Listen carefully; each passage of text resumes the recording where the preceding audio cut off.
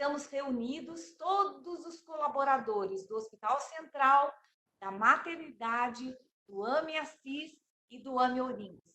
Hoje nós vamos ter um momento muito especial. Começamos falando sobre ansiedade e hoje vamos falar de um problema muito relacionado com o aumento da ansiedade nas pessoas. E para conduzir todo o trabalho de hoje, nós vamos trazer a vocês a nossa gestora, administradora dos AMEs, Andréia Camargo Souza. Obviamente, os colaboradores do AME Assis e AME Ourinhos já conhecem a Andréia, sim, né? Na palma da mão. Mas os mais novos aqui do Hospital Central e da Maternidade ainda não a conhecem. Então, nós teremos a Andréia como mediadora de toda a nossa live de hoje. Nós receberemos um convidado especial, que também é gerente de um dos AMEs, a Andréia vai apresentá-lo. Então, a vocês dois, sejam bem-vindos para este momento do Break Time, né? O Santo Break Time, e que nós faremos hoje e amanhã, repetindo por conta dos plantões pares e ímpares aqui no hospital. Então, com vocês, Andréia, que é a nossa gestora dos AMEs. Que Deus nos abençoe nessa tarde toda e que tenhamos um momento muito produtivo. Bom trabalho para nós. Muito obrigada, Thelma. Muito obrigada, Thelma, pela oportunidade desse momento, né? Tão gostoso que o Santo Break Time está nos proporcionando, né? Esse momento tão difícil que é a pandemia e que está nos proporcionando aí um desenvolvimento junto com as equipes, esclarecimento de dúvidas e um aprendizado. Então, muito obrigada, tá? Eu sou a Andréia, né, como a Thelma já me apresentou, fico nos AMEs, no AME de Assis, no AME de Ourinhos, mas sou Santa Casa, iniciei na Santa Casa em 2016, aliás, 2006, e estou junto até hoje, né, aqui fazendo, executando o contrato de gestão. E hoje quem vai estar fazendo a palestra é o nosso gerente médico aqui de Assis, o Dr. Marcos Lemos de Medeiros, né? Ele que é gastro lá em Ourinhos, já foi nosso gastro aqui também, aqui em Assis, e hoje ele vai estar, como a Thelma falou, né? Vai estar falando um pouco sobre gastrite nervosa, que tem a ver aí um pouco com esse aumento da ansiedade, né? É com você, Marcos. Da ansiedade, né? Então é com você, Marcos. Então é com você, Marcos. Bom, boa tarde, Andréia. Boa tarde, Thelma. Boa tarde a todos que estão nos assistindo. Em primeiro lugar, agradecer o convite, a provedoria da Santa Casa de Assis, no nome da Thelma, e dizer que eu estou muito feliz de participar.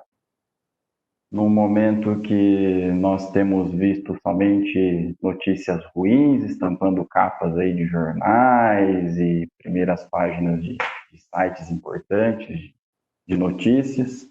Então, acho que é um momento oportuno para conversarmos sobre algo diferente, mas que não deixa de ser corriqueiro. Precisamos lembrar do nosso dia a dia, do cotidiano, né? Faz bem para nós. Bom, hoje nós vamos conversar um pouco sobre um tema que é muito comum no consultório de gastroenterologia e também no consultório do clínico geral na unidade básica de saúde.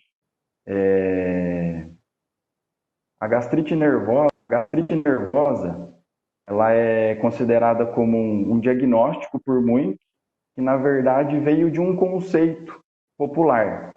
As pessoas elas acabam conversando com outros pacientes, conhecidos, familiares, e acabam pegando esse conceito e guardando e assumindo como um diagnóstico próprio. E, na verdade, não é bem assim que funciona. Então, hoje é um momento oportuno para nós conversarmos um pouco. Vamos deixar bem claro que não é uma aula, é uma conversa. E vamos tentar entender um pouco desse conceito, gastrite nervosa. Então, em primeiro lugar, essa expressão gastrite nervosa, o termo técnico correto dela é dispepsia funcional. E o que seria uma dispepsia funcional? Então, na verdade, é um quadro de dor ou desconforto abdominal associado a outros sinais e sintomas, como distensão abdominal, como queimação, empachamento depois da refeição, que nós chamamos de empachamento pós-prandial. E essa dispepsia funcional ela tem uma característica importante, que esses sinais e sintomas, eles aparecem no nosso paciente e é decorrente de um quadro de aumento da ansiedade, aumento do estresse. E esse paciente já vem de um quadro para depois ter o quê? Um aumento desse componente que vai desencadear esses sinais e sintomas no paciente. E o que é curioso nisso? Quando nós vamos observar a anatomia desse paciente, o estômago dele, ele está preservado. Não tem uma inflamação no estômago, não tem uma úlcera, não tem nenhum tipo de doença que possa caracterizar e ser responsável por esses sinais e sintomas do paciente. Então, essa dispepsia funcional é um quadro onde o paciente apresenta todos esses sinais e sintomas, mas ele não tem um correspondente anatômico, ou seja, o estômago dele é perfeitamente normal. Tá? Em 2018, foi publicado um estudo pelo Ministério da Saúde, colocando que esse termo gastrite nervosa está equivocado. E eles sugerem a não utilização mais dessa expressão por toda a comunidade médica. E esse estudo se baseou em quê? A palavra gastrite, ela significa inflamação do estômago. Como eu já acabei de dizer, essa dispepsia funcional, ela se caracteriza por um estômago normal. Então, na verdade, o paciente não tem gastrite, não tem um processo inflamatório no estômago. Tá? E essa questão nervosa? Aí o conceito faz sentido, porque está associado a uma parte relacionada à ansiedade, relacionada ao estresse. Então, esse conceito é considerado em desuso, mas como ele continua sendo replicado dentro de consultórios e até pelos pacientes, é necessária a discussão e abordagem ainda desse tema. Como que funciona isso? Por que um paciente tem sintomas do estômago, mas não tem nada acontecendo lá? Existe uma conexão entre o nosso cérebro e o sistema digestório. Para entender mais fácil isso, eu vou colocar algumas situações que a maioria de vocês se lembrarão. Então, por exemplo, quando vocês estavam lá na escolinha da tia Zazá, lá no primário, vocês se apaixonaram por um coleguinha da sala. Quando vocês viam aquele coleguinha, tinha aquela sensação de borboletas no estômago. Então, olha só, era visão, o objeto de desejo, que era a paixão, e vocês tinham um sintoma gástrico, um sintoma abdominal. Isso é um exemplo dessa conexão cérebro-sistema digestório. Outra situação, sexta-feira, 5 horas da tarde, você recebe no seu WhatsApp a notícia que a sua sogra virá jantar na sua casa e passar o fim de semana com vocês. Já começa a dar aquela raiva incessante, absurda. Você já chega em casa com o estômago doendo, já fala para a esposa, para o marido que está sem fome. Não quer saber de janta, certo? E um detalhe importante, não é só o cérebro que manda comandos para o sistema digestório. Acontece também o inverso. O nosso sistema digestório ele também envia comandos para a nossa parte cerebral. Quando nós temos uma dispepsia orgânica, então, lembrem, eu falei de dispepsia funcional, tem sintomas, mas o estômago é normal. Agora, na dispepsia orgânica, esse paciente tem processo inflamatório gástrico ou uma úlcera, ele tem algo associado, então ele tem uma doença estabelecida. Quando o paciente com essa doença, esse diagnóstico, tem dor, esse processo se estende, acaba o quê? Piorando um desenvolvimento de estresse e de ansiedade. Então, nós temos um movimento contrário.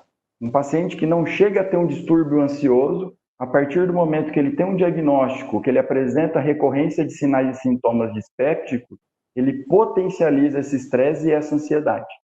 Então, por esse motivo, a gente vivencia essas duas situações.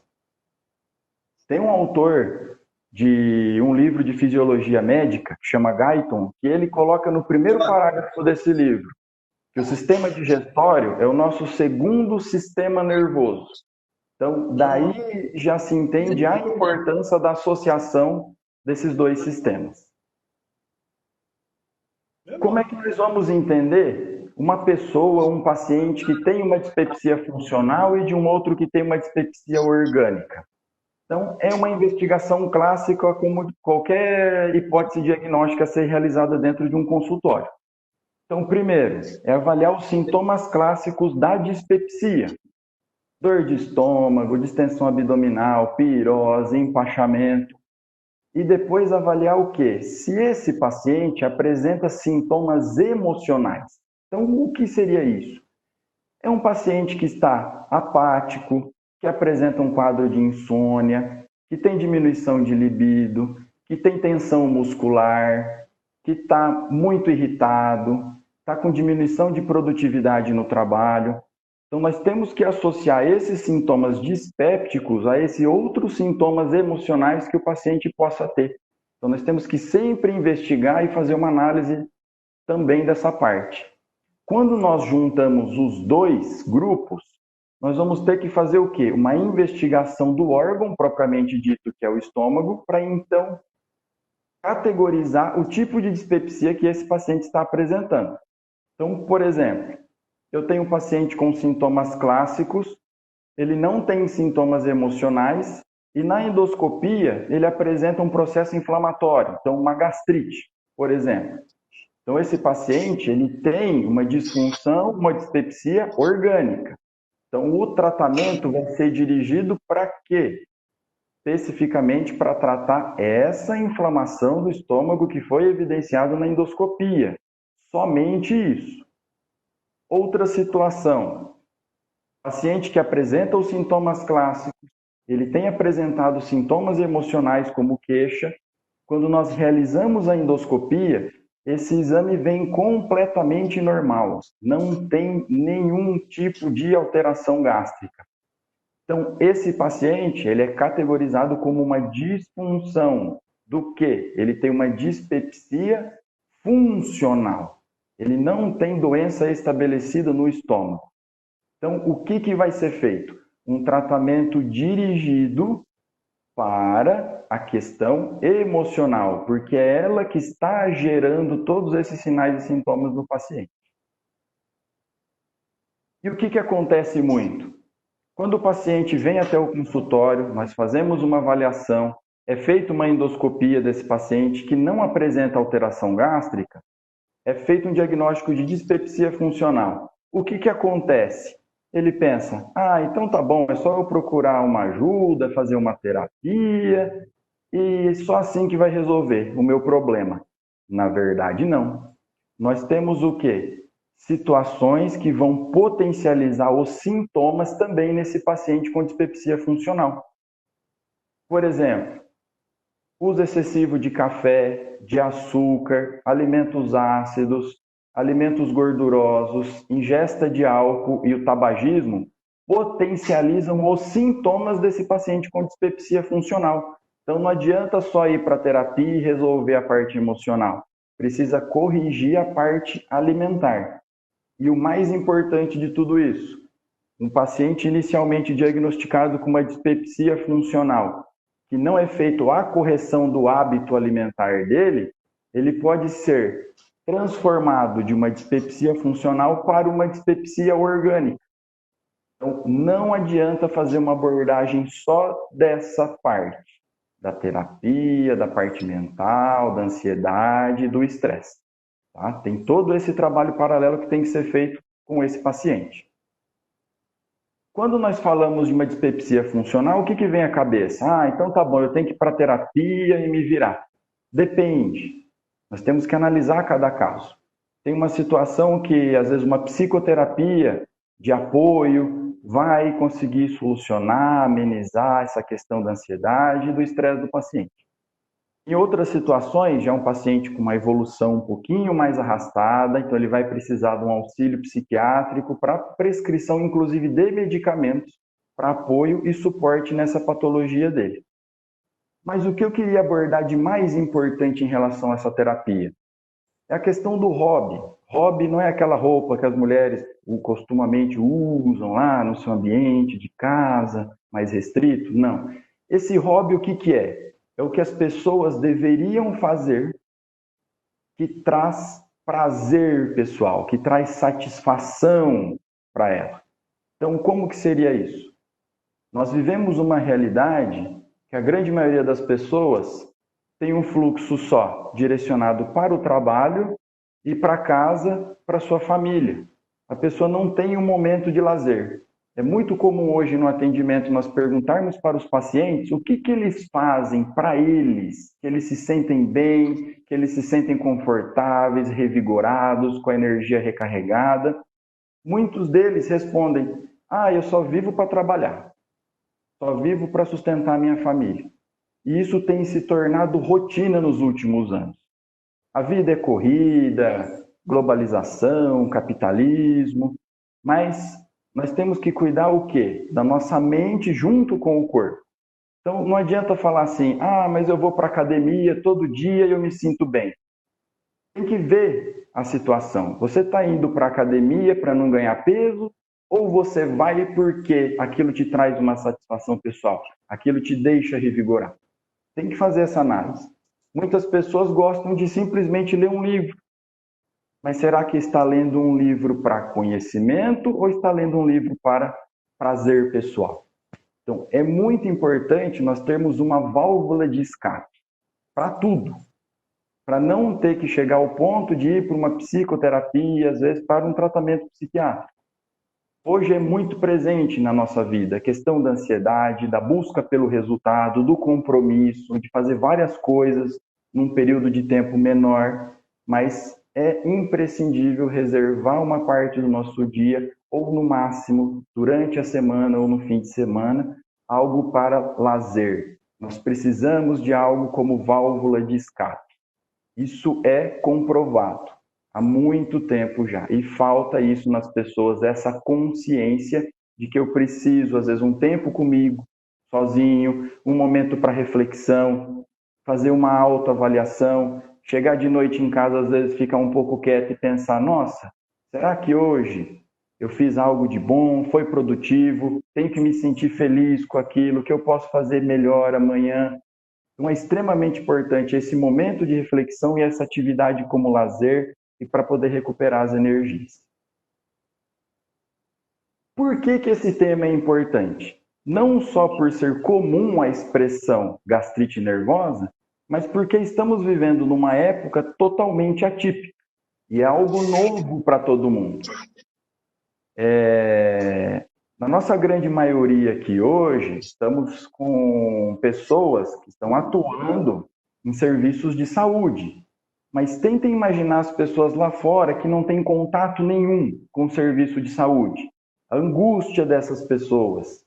Já faz um tempo que elas estão em casa, estão sem trabalhar, ou às vezes tem pessoas que estão saindo para a rua, não estão dando bola para a questão das notícias, dos números que estão sendo colocados. Cada pessoa encara essa realidade de uma forma. E além de respeitar isso, nós temos que entender esse momento difícil para a grande maioria. Eu coloquei 3 perguntas aqui que provavelmente quase todos vocês se fizeram. O que vai ser da minha família? O que vai ser do meu emprego? E o que vai ser da minha vida? Né? Sem a nossa vida, esquece o resto. Então isso traz o quê? Uma insegurança, uma ansiedade, porque não existe prazo, não existe resposta. Fica todo mundo querendo ajudar o outro. Fica em casa, faz isso, não faz aquilo. Mas o conceito disso, nessa época já está sendo comum isso daí e a tendência é que agrave. Esses sintomas dispépticos, principalmente funcionais, com toda essa insegurança, essa ansiedade para acabar logo tudo isso, para a gente poder voltar a uma vida normal, que é o que todo mundo quer, tudo isso vai trazer sintomas dispépticos, independente da realidade de cada um.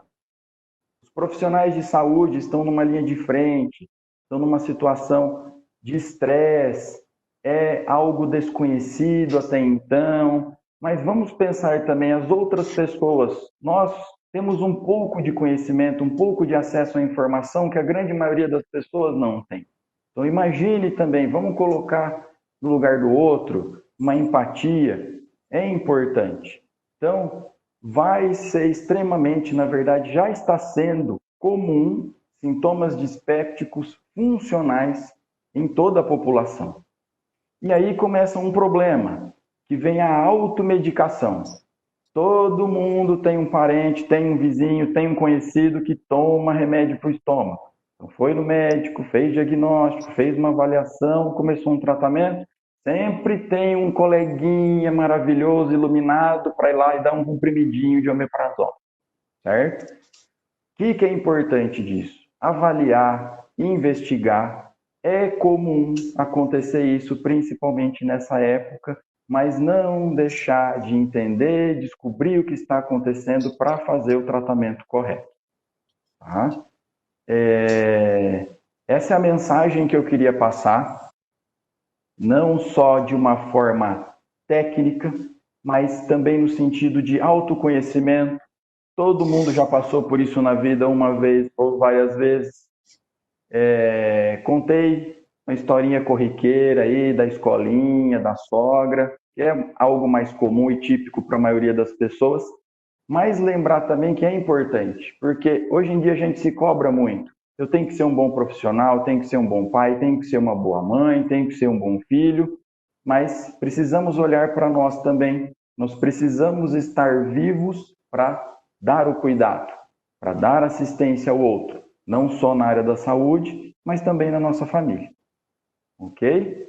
Então, acho que gerou algumas dúvidas aí na cabeça do pessoal.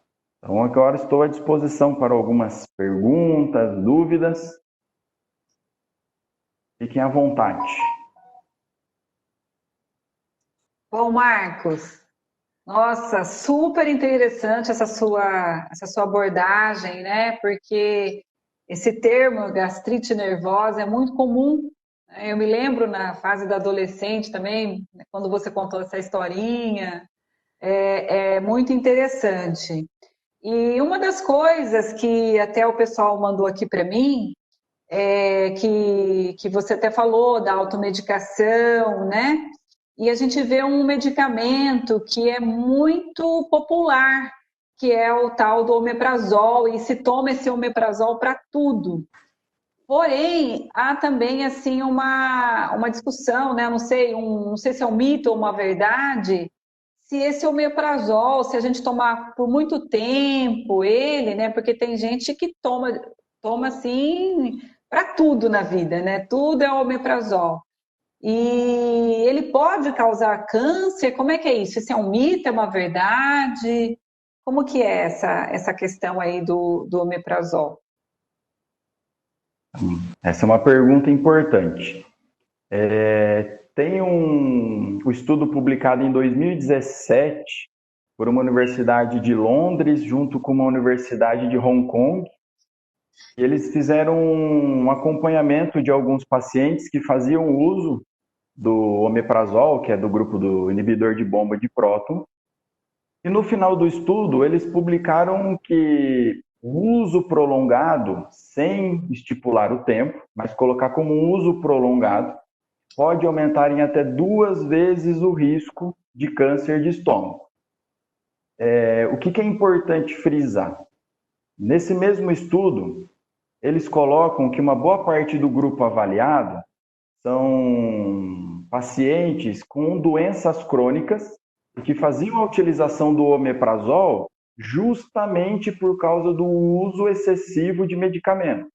Então, por exemplo, pacientes hipertensos, diabéticos, com disfunção de tireoide, AVC prévio, infarto prévio, eles utilizavam o omeprazol por causa dessas outras medicações associadas, pelo excesso de medicações utilizadas. Então, mesmo chegando a essa conclusão que pode aumentar em 2 vezes a chance de câncer de estômago, eles deixaram uma pergunta no ar. Será que realmente é só o omeprazol? Ou esses pacientes desenvolveram esse câncer por causa do número de comorbidades associadas? Porque o que nós sabemos? Por exemplo, a metformina, o AS, a levotiroxina, são medicamentos agressores da mucosa gástrica. Então, não é só a utilização do omeprazol. Essa agressão direta é um estímulo a originar um câncer de estômago. Então, esse conceito ainda é muito discutido. Ninguém pode afirmar hoje que esse uso prolongado vai causar câncer, porque não está definido a forma correta de estabelecer. Não, nessa situação, nesse tipo de paciente, está aumentado esse risco de câncer. Tá certo. Bom, como você colocou aí, né? Surgiu uma outra pergunta aqui do Facebook, né? Se há uma relação do omeprazol com a perda de memória. Isso, ótimo. O que acontece? A função do omeprazol é diminuir a secreção ácida dentro do estômago. E o que ele acaba fazendo? Ele bloqueia parcialmente a função de algumas células do estômago. E essas células, elas não são responsáveis somente por secretar ácido, elas fazem absorção de vitaminas, principalmente vitamina B12. E essa vitamina B12, ela interfere principalmente na formação de algumas proteínas que estão associadas à bainha de mielina. Então, o que acontece? A bainha de mielina é o que protege o nosso neurônio que faz a condução do impulso nervoso. Então, na verdade, está associado a uma diminuição de absorção de vitaminas. Então, o uso prolongado pode levar à questão de perda de memória. Mas é importante frisar. Essa hipoavitaminose que nós falamos, ela tem como ser controlada laboratorialmente e tentar fazer uma reposição para que não tenha essa perda prolongada para chegar num quadro de amnésia. Então, tem como fazer o controle disso. Nós só temos que ter o cuidado seguinte, tem uma porcentagem grande de pacientes acima de 60, 70 anos que fazem o uso de omeprazol e também já começam a apresentar um quadro de demência. Então, a gente não pode só pegar e jogar tudo na conta do omeprazol, que é partindo do mesmo princípio desse estudo que eles fizeram lá em Londres. Então, tem algum efeito associado, não dá para colocar a culpa somente no inibidor de bomba de próton. Certo. Surgiu uma outra dúvida aqui, também no Facebook do AME de Assis.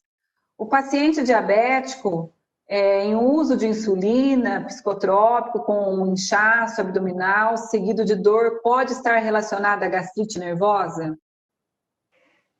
Depende. É aquela situação que eu comentei agora há pouco. O paciente que já possui comorbidade, ele já tem uma orientação dietética diferenciada, então tem que fazer uma avaliação global de como é o hábito de vida, quais são os outros medicamentos que esse paciente está utilizando e mais ainda, um paciente diabético em uso de insulina, ele já tem um estágio um pouquinho mais avançado dessa doença. Ele não está usando o hipoglicemia antioral que a gente fala, não está em utilização de comprimido, ele já partiu para uma insulina. Então, esse tipo de paciente, esse grupo, é importante fazer uma avaliação endoscópica antes para conseguir chegar nesse diagnóstico. Se nós formos tratar em questão de porcentagem, pensar num paciente que já tem uma doença crônica estabelecida, de uma certa evolução, é mais fácil ele ter uma dispepsia orgânica do que uma dispepsia funcional. Ô Marcos, surgiu uma outra dúvida de uma pessoa do Facebook do AME de Ourinhos. Ela tem 38 anos e está dizendo aqui que ela tem uma dor do estômago que que dói muito, às vezes, ela acorda de madrugada com uma dor insuportável, mas ela não toma nenhum medicamento. Isso tem a ver com esse tema, gastrite nervosa? Não sei se você tem condição de estar falando, mas o que a gente poderia orientá-la, né? É importante fazer a observação que fica inviável a gente conseguir fazer um diagnóstico por digamos assim, uma frase ou um comentário com algum tipo de sintoma. Mas é pertinente deixar algumas colocações. Um paciente que ele é previamente rígido, ou seja, ele não tem comorbidade, paciente jovem, menos de 40 anos, é mais fácil esse paciente ter um distúrbio, ter uma ansiedade, ter um estresse relacionado com esses sintomas. É típico pacientes que acordam à noite com dor, por quê? Normalmente é aquela pessoa que trabalha o dia inteiro preocupada, que tem que fazer isso, fazer aquilo, entregar aquilo, buscar as crianças na escola, tem que fazer não sei o quê. Quando deita na cama, ao invés de deitar para dormir, não, ela deita e a cabeça continua trabalhando. Então aquele estresse continua, aquela ansiedade continua. Isso vai potencializando. Então, a hora que a pessoa vai dormir, vai tentar relaxar, acaba desencadeando esses sintomas. A pessoa acorda no meio da noite com essa dor. Só que, se você tem um evento esporádico, 2 a 3 eventos, é passível de fazer uma observação. Agora, se isso se torna repetitivo, tem que avaliar. Porque às vezes a pessoa tem uma questão pessoal a ser resolvida ainda, ou às vezes já tem uma doença pré-estabelecida. Então, mesmo assim, é importante investigar se tratando de um paciente jovem. Certo. Outra pergunta aqui do Facebook da Santa Casa de Assis. Se existe alguma relação do refluxo com a gastrite nervosa? Isso, ótimo, existe. Mais ou menos fazendo um paralelo com a dispepsia funcional e orgânica, tem a situação do refluxo, que ele é fisiológico, e a outra que é a doença do refluxo. Então, nós já tem a doença estabelecida. Então, vamos lá. A pessoa foi convidada para um aniversário de criança, de 3 anos. Chegou lá, tem refrigerante, cerveja, salgadinho, bolo. Chega lá, arrebenta com tudo. Come tudo que podia e que não devia, né? O que acontece? O volume de alimento e de bebida que foi introduzido, que foi colocado dentro do estômago, acaba fazendo o quê? Uma resposta gástrica, no sentido de que ele vai demorar mais para fazer a digestão disso. Então, nós vamos ter que entender, por exemplo, uma bexiga, um balão de ar. Quando a gente enche muito esse balão de ar, aquela ponta que a gente enche o balão, aquele gargalo, quanto mais cheio o balão, mais dilatado fica o gargalo.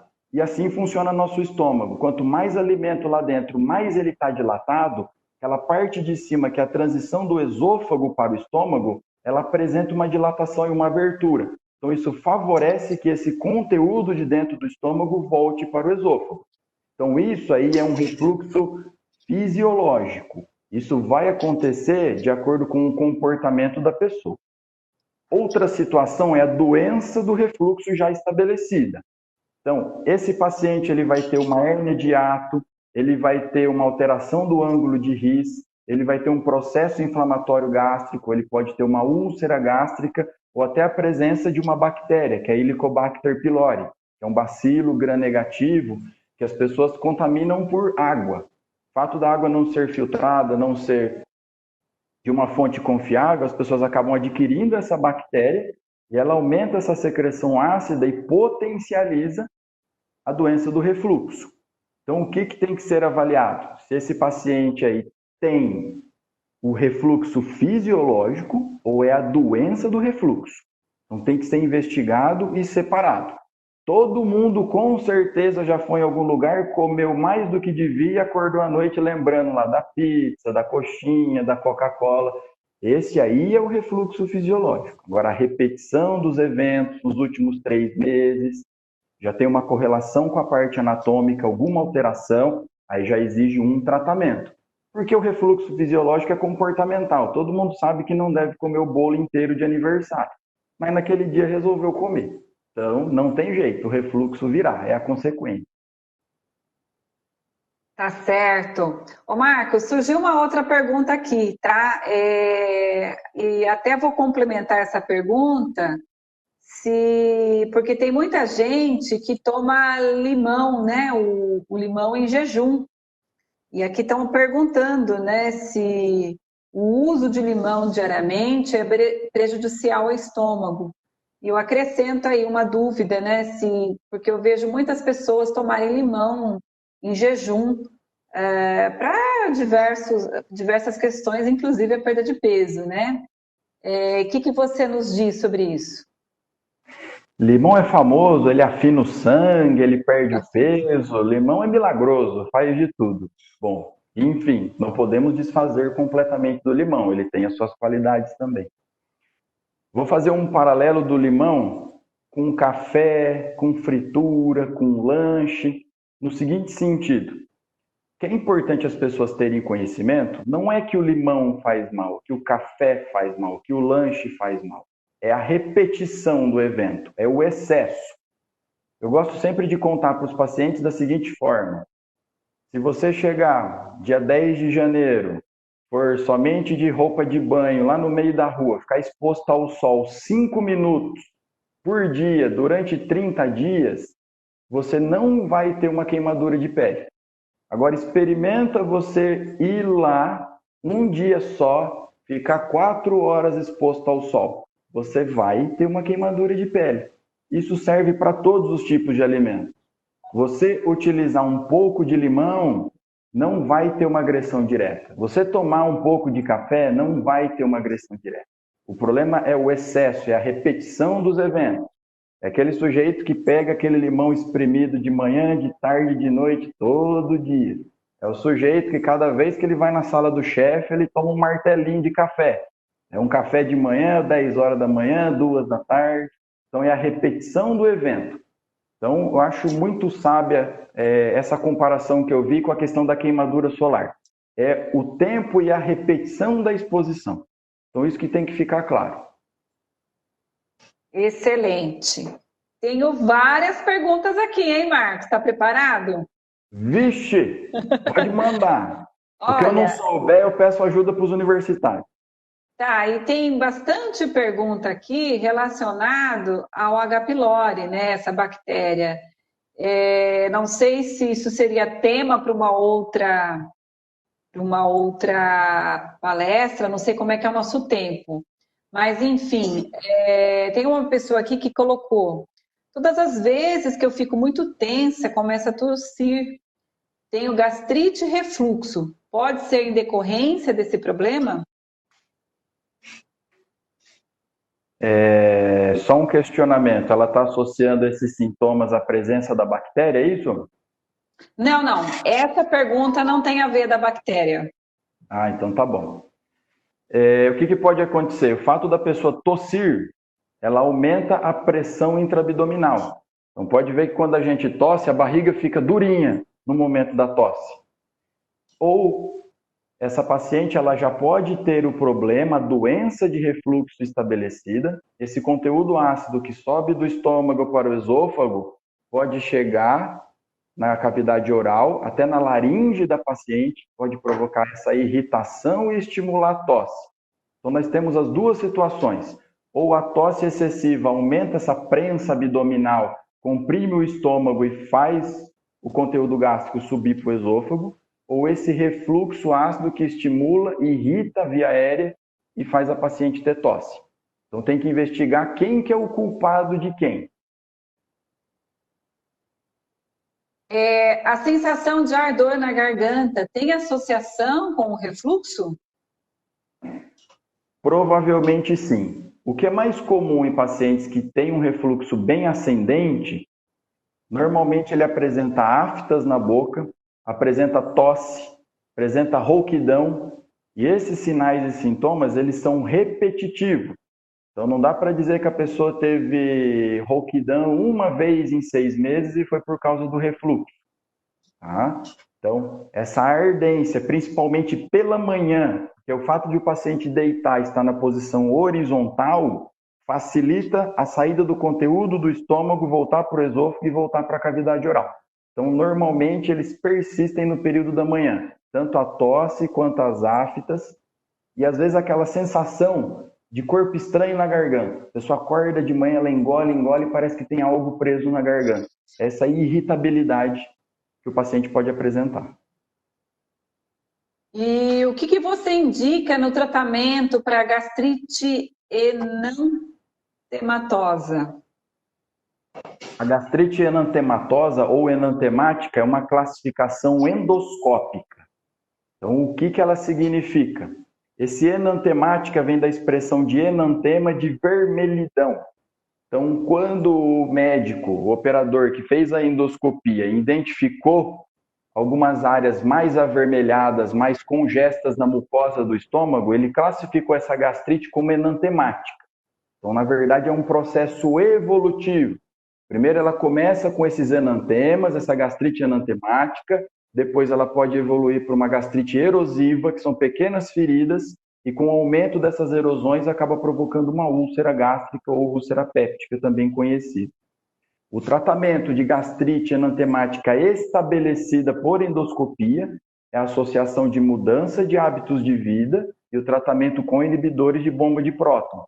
Agora, tem que avaliar o resultado endoscópico, o tipo de atividade dessa gastrite. Então, tem que ver com a paciente se era uma gastrite leve, moderada ou severa. E mesmo sendo só de enantemas, ela tem uma classificação evolutiva. Ô Marcos, voltando ainda um pouco nesse refluxo, né? Até quando o refluxo em bebê é considerado fisiológico? Quando a criança engasga muito, tem relação a refluxo? Como diagnosticar isso, né? Isso é o pessoal da enfermagem da Santa Casa que está perguntando. Na verdade, as crianças é uma situação à parte do adulto. Por quê?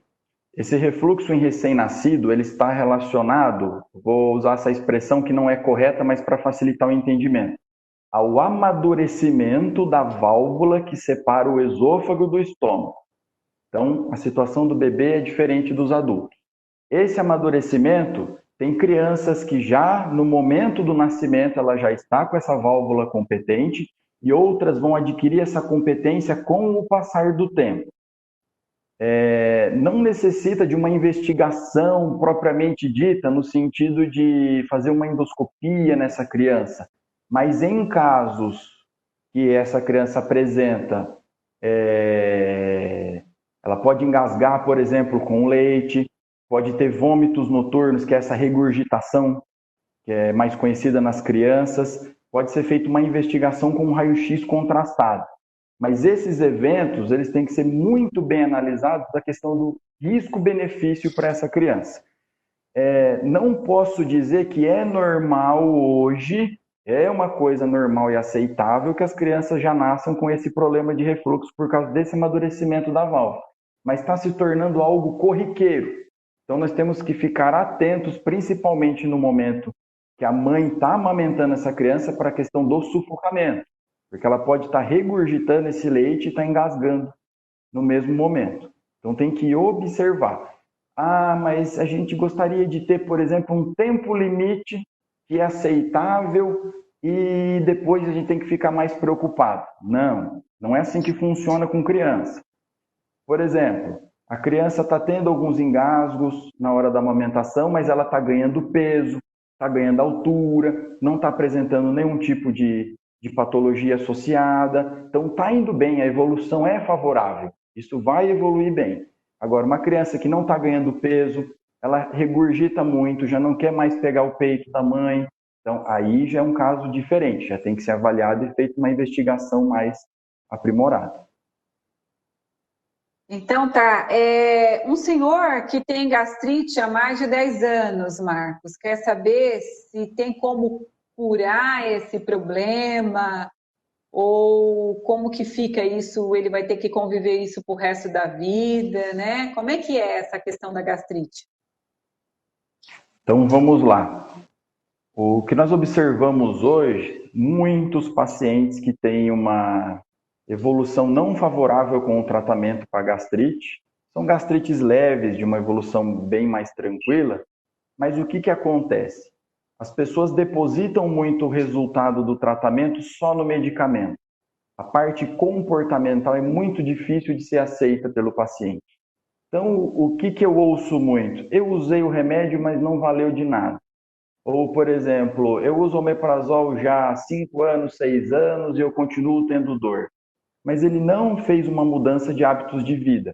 E algumas vezes porque o paciente não foi orientado em relação a isso. O médico simplesmente prescreveu os medicamentos, a forma de uso e deixou por conta. Então, não tem jeito. O remédio não faz milagre. É uma associação com o medicamento e corrigir a parte alimentar. E lembrando da questão da dispepsia funcional. Também tem que ver a cabeça. Às vezes uma pessoa que só lida com problema, tem dificuldade de resolver as coisas, se sente culpada por um monte de situações do dia a dia. Então tem que fazer essa avaliação e o tratamento como um todo. Remédio não vai fazer milagre, não adianta. Precisa de uma associação. Tá certo. E tem uma paciente que disse que usava ranitidina para o estômago, né? E parece que foi suspenso, ou se foi mesmo de fato suspenso, se vai voltar ou não. Como é que está essa questão desse medicamento, Marcos? Isso. A ranitidina, ela é utilizada com a mesma função do omeprazol para diminuir a secreção ácida. Ela é um medicamento que veio antes do advento do omeprazol, então ela não tem uma eficácia tão boa quanto o omeprazol, mas tem pacientes que têm uma aceitação melhor com a ranitidina. O que acontece? No início do ano, foi descoberto que no medicamento de alguns fabricantes, na ranitidina de algumas indústrias, estava junto um composto derivado das nitrosaminas, que é um componente cancerígeno. Então, na própria formulação da medicação, acabava contendo essas nitrosaminas. Quando foi identificado isso, foi solicitado para que os fabricantes recolhessem os lotes. E o que está sendo feito agora? É possível encontrar ainda a ranitidina de alguns fabricantes, mas o que vai ser feito é mudar essa formulação para excluir esse componente cancerígeno do medicamento, do comprimido. Marcos, agora para encerrar, a última pergunta, tá? Os 6 números da Mega Sena. Você tem aí? Bom, Nunca. Na verdade, eu vou fazer uma pergunta, depois eu quero fazer uma colocação aqui, que eu achei bem interessante. Mas, assim, uma pessoa está perguntando se a hérnia de hiato tem relação com refluxo e como diagnosticar no bebê. Tem relação sim. Aí nós já estamos falando de uma criança que já tem o diagnóstico de hérnia de hiato, já muda a situação da questão do amadurecimento da válvula. Essa criança com hérnia, ela tem que ser acompanhada na mesma metodologia que eu citei, questão de ganho de peso, de engasgada, aceitação do leite, porque pode ser que essa criança ela cresça, evolua com essa hérnia, ela tenha diminuição desses episódios de refluxo e vai ter uma vida normal. Ou crianças que evoluem mal e necessitam até de uma cirurgia para correção dessa hérnia. Tá? O que é a hérnia de hiato? Na verdade, ela é associada com uma disfunção dessa válvula que separa o esôfago do estômago. Mas a hérnia, ela já está promovendo um aumento dessa disfunção e tem um deslocamento de parte do estômago para dentro do tórax. Aí nós temos alguns tipos de hérnia por deslizamento, rolamento, hérnia mista, que eu não vou entrar aqui no mérito. Mas quando diagnosticou a hérnia, já é uma disfunção um pouco mais avançada dessa válvula. Então, tá certo. As perguntas aqui se encerraram. E, assim, o que ficou uma mensagem muito legal aí, que não é só terapia, não é só a gastrite nervosa, mas sim o estilo de vida, né, Marcos? Você falou muito, você deu muita importância para a gente ter uma atenção a essa qualidade de vida que a gente tem levado, né? Não só da casa para o trabalho, do trabalho para casa, não só pagar conta, não só cobranças, mas principalmente o lazer, né? Esse hobby que você disse, né? Esse prazer, o que me dá prazer, o que eu principalmente, né? Eu, enquanto pessoa mesmo, posso fazer para ter um lazer, para tirar um pouco do foco do estresse, né? E eu gostaria que você, para encerrar, nos desse algumas dicas, né, nesse sentido, porque a gente precisa trabalhar muito a prevenção, né? Nesse sentido, acho que principalmente a gastrite, ela tem como a gente trabalhar a prevenção, e eu acho que facilita muito, né, nesse cenário, né? Então, quais são as dicas que você deixa aí para nós aí, até nesse momento, né, que a gente está vivendo? O que deve ser colocado principalmente é a questão da alimentação. O nosso corpo é resultado do que a gente come, do que a gente ingere. Isso não é segredo para ninguém. Então, na medida do possível, se controlar ou comer algo de qualidade. Não vou entrar aqui muito na área da nutrição, mas todos nós temos consciência do que é saudável e do que não é. Isso não quer dizer que o médico vai chegar e proibir o paciente de comer um monte de coisa. Não, mas ter consciência. As pessoas sabem que comer muita fritura é errado, comer muito lanche é errado, que refrigerante faz mal, que a maioria das coisas industrializadas só tem açúcar, tem muito sódio. Então, as pessoas sabem isso está no rótulo do produto. Então, primeira coisa, se alimentar muito bem. Segundo, tem que ter o cuidado. Nós temos que ter um hobby, temos que ter um lazer, mas que não traga arrependimento no dia seguinte. Então isso tem que ficar claro. Então não adianta. Eu gosto de ir no shopping, comprar roupa, sapato, eu fico super feliz. Aí depois chega a fatura e se arrepende. Então tem que ser o lazer, aquele hobby que traz satisfação. E aquilo se perpetua. Você vai lembrar daquilo como algo bom. Para ter noção do que fazer, é só lembrar das coisas que faziam quando criança e adolescente, que lembra até hoje, porque aquilo marcou, aquilo te deixou feliz, aquilo deixou uma marca na sua cabeça, no seu pensamento. Então aquilo é um exemplo típico de algo que te traz prazer. Mas sempre lembrando, cuidado, se trouxer arrependimento depois, não é lazer. Você disse lazer, é prazer e não ser fuga, né? Exatamente. Com certeza. Sempre pensar, amanhã vou lembrar disso como uma coisa boa ou não? Então, sempre se fazer essa pergunta. E a terceira coisa que eu acho que é legal deixar a mensagem é, sempre que possível, no final do dia, no final de semana, pensa, faz uma autoavaliação. Será que eu estou me tornando uma pessoa melhor? Será que eu estou deixando o mundo melhor desde quando eu cheguei? Né? Faz sentido eu estar aqui? Então, isso que é importante. Tem que fazer uma reflexão. Porque não adianta eu comer de tudo, destruir meu corpo, mas eu sou um cara extremamente eficiente no meu trabalho. Como assim? Né? Isso é contraditório. Então, é importante pensar, eu tenho que ser uma pessoa melhor em todos os aspectos. Ah, mas falar é fácil. Sempre falar é mais fácil. Mas a gente tem que ter essa consciência. A gente tem o costume sempre de olhar e falar assim, ah, mas é difícil. Nossa, mas dá trabalho. Ah, não sei quantos anos de vida eu ainda tenho. Ah, e o coronavírus está aí, o pessoal está falando que todo mundo vai pegar. Não, ter consciência disso mesmo. Fazer uma avaliação. Faz sentido eu estar aqui? Estou me tornando uma pessoa melhor? Estou deixando o mundo melhor? Acho que essa mensagem é importante.